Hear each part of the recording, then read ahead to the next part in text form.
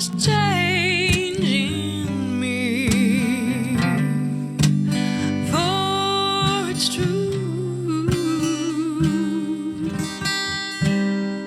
You are my destiny. When you hold my hand, I understand the magic that you do.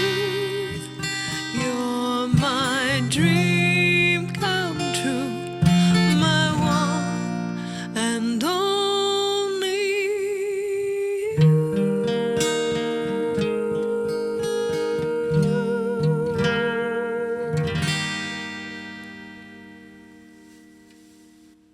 Shout out! Shout out. Thank you, friends, so much for joining us for another Sugar Lime Blue Sunday shout out. This is Dave. I'm Ashley of Sugar Lime Blue, and this Sunday shout out is going out to Ted L. Arda. Ted, we hope you enjoyed your shout out. We'll see everybody next week with another one. Please like, share, leave a comment, subscribe, ring that bell after you subscribe so you never miss a shout out. We'll see you next week. Old timey this week. Yeah. Old timey. I like old time. Old timey. They said, take that house and burn it down. So I hear songs like this and I can't help but think about when I was a kid and I'd hear a song like this on the radio. And I was thinking how it sounded old timey then to me. Yeah. And I was like, dang, like Nirvana and stuff now is older. Gosh, what do you do? It's older now Than this than was this to was you. to then. me when I was Yeah. Yeah. So, Wow. Yeah, so I'm wondering, do people hear like those sounds that we grew up on and think, oh, that sounds so old timey? I think maybe so. Yeah. I think maybe so. It's probable because it did.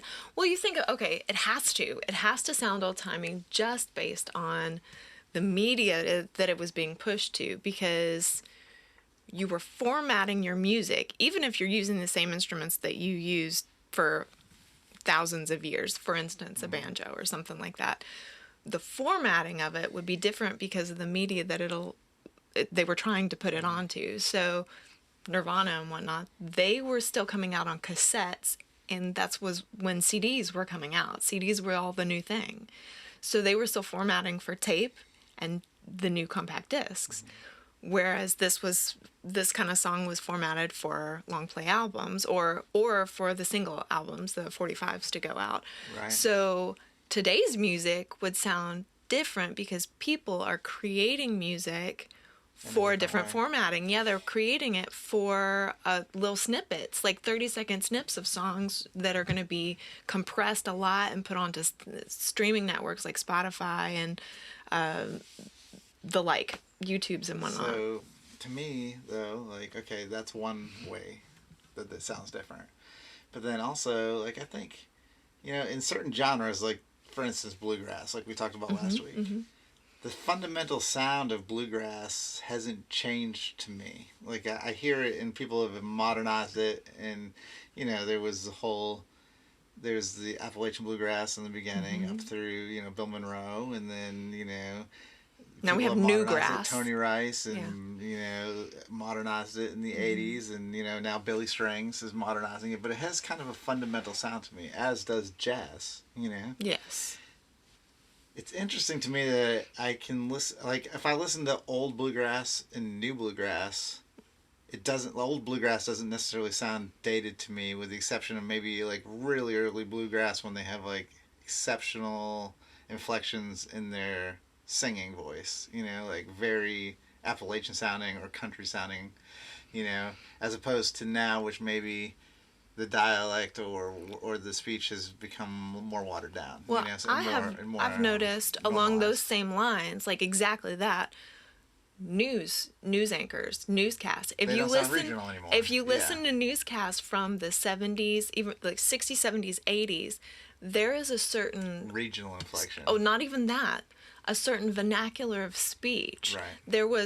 It was a more measured slowed down speech pattern in which the words were delivered, very purposeful placement of words. And there's something about that inflection that made you want to listen, made you want to trust Right. the anchor. So It's a completely different way of I think speech. it's natural that the music has changed because of words and the Word- way we vernacular use has words, changed, vernacular yes. and pronunciations and things like that.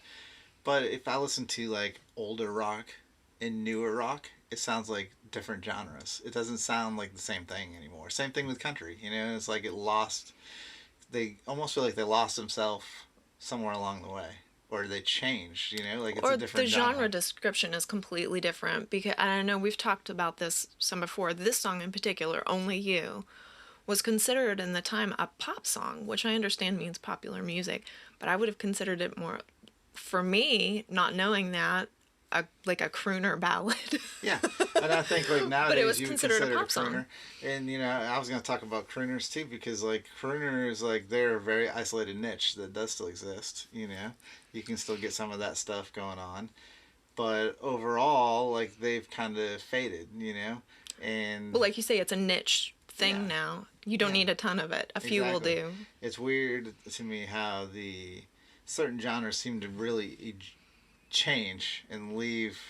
They evolve. They evolve and change and leave stuff. Well, they all evolve to some extent, but some more than others. Where it's like, you know, you listen to a lot of what's on a rock station today would be unidentifiable to people that listened to a rock station in the early 70s or the early 50s for For that sure, matter. yeah. You know, and so it's changed quite a bit. Like, you know, but if you listen to, I think a lot of people that if you consider yourself, you listen to jazz or bluegrass and an old song came on, it would fit in competitively with the newer stuff. A You know, different. it would match up differently than, Yeah. say, if you took, Perhaps um, they need reclassification. yeah, like if you took a band like from the early years of rock, like say, or you know, the Beatles, and you compared to them to maybe like somebody from the 70s like Led Zeppelin, and then you know they evolved to that, and then they evolved in the 80s to maybe like a Motley Crue or Def Leppard, and then the 90s Nirvana and Metallica, to now you have like Imagine Dragons, you know, and each step of the way, or whoever today, you know, you could take each step of the way, and like the Beatles aren't that different from Led Zeppelin. Some would argue that they are, you know, but I mean, you could listen to them in the same setting. But if you listen to the Beatles or Led Zeppelin, and Imagine Dragons and some of, or maybe more like I don't even know, some of the real heavier bands today. You Well, know, we listen to the Revivalists and yeah, some of the we listen to kind of Lumineers. some niche Yeah. stuff that sounds more classic rock style. Yeah. But if you listen to the early and the late, there's a big separation to me. You know, whereas maybe it's just my knowledge of certain genres. But if you listen to me Billy Strings and like Bill Monroe, you can see like a direct parallel. I think You know? perhaps you're talking smaller circles versus larger circles, because I think everything is cyclical, very like fashion. Things that are out this year could be in 5 years from now. Just hang on to your clothes, kind of a thing.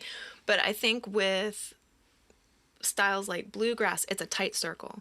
It Mm-hmm. evolves small within a tight Mm-hmm. circle, whereas and jazz too, And like a little bit maybe larger. because purists And run the I show. I think Where where they rock is don't about let anybody, rebellion. everybody You like know? links elbows and doesn't let anything new in, whereas rock has been traditionally experimental.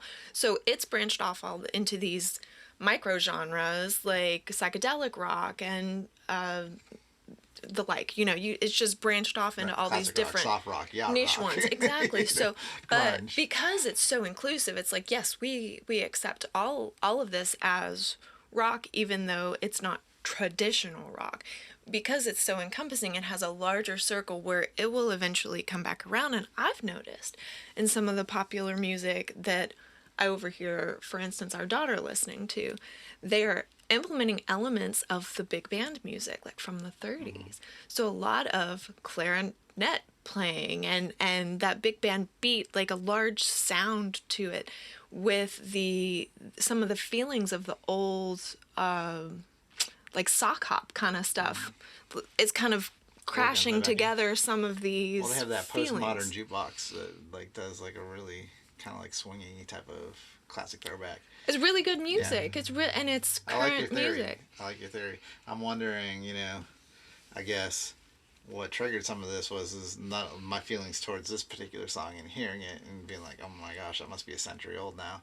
And it almost is a century. It almost is a century wow. old. Wow. So, no, not yet. It's 1955. Right. So was the release. 80 years old, almost. Yeah. Well, No, 70, yeah, 70. not even. But then the other day It's in I its was, late I was listening 60s. to some Nirvana and I was like, this doesn't sound the same as when I was a teenager and I heard this. Well, you're coming from a different place either. I think you as a listener, you're also evolving. And so you're listening of it. Like if you're in an angsty place, it's going to hit different than if you're in a really contemplative zone. Sure. It felt a little softer. So my question is, to anybody that's under the age of 30 maybe, 25, does Nirvana sound dated? Or any of the grunge music. Does that sound like something that's archaic and old? I wonder if people view it that way. Yeah, we'd like to know. Hey, before we go, fun little bit that I learned about this song. The Platters recorded this in May of 1954, but they never released that version. Really? They re-recorded it the following year, and they said they were rehearsing it in the car, and they went over a bump, and Tony, the singer for this, Tony Williams, he had a crack in his voice, and he went, oh, and everybody laughed at it, but he kept it. So Nice. It's that part that, only you, that Tony delivers. It's pretty cool. It was really cool. an accidental An accident find. that they liked. Happy accident. I think it was on the in between. Yeah, a happy accident. There are no mistakes. There are no mistakes. It's part of what made it kind of iconic for. Yeah. And part of the reason that I didn't wish to deliver it the same way because it was his.